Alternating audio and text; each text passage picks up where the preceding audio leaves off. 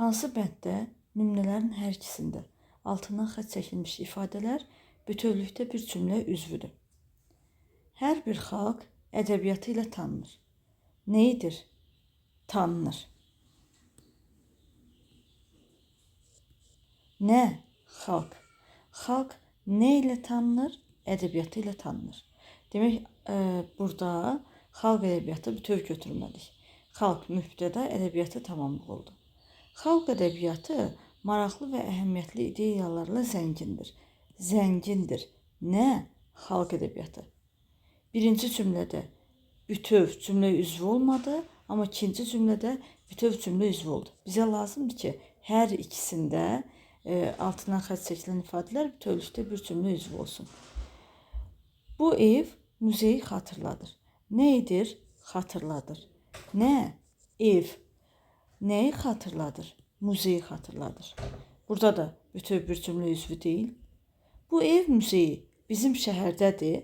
Haradadır? Bizim şəhərdədir. Nə? Ev muzeyi. Bax, burada ev muzeyi bütöv bir cümlə üzvü kimi götürüldü. İncəsənət adamları daha zərif, qəlbli və incə ruhlu ididir. Belə oxumalıyıq.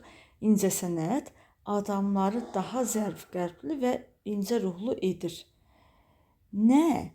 İncəsənət kimi adamlar. Ayrı-ayrılıqda cümlə üzvü kimi götürürük. İncəsənət adamları yalnız əlləri və başı ilə yox, həm də qəlbləri ilə çalışır. Çalışır kim? İncəsənət adamları.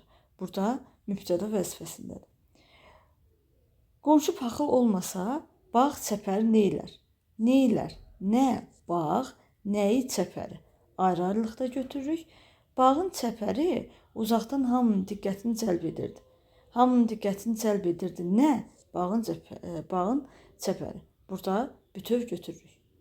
Bu mənə bir çiçək ətrini xatırlatdı. Xatırlatdı. Nəyi? Çiçək ətrini. Bütövlükdə tamamlıqdır. Bu çiçək ətrindən insanlarda allergik simptomlar müşahidə edilə bilər. Nədən? Çiçək ətrindən. Burada da tamamlıqdır. Demək, doğru cavabımız olmalıdır. Y variantı.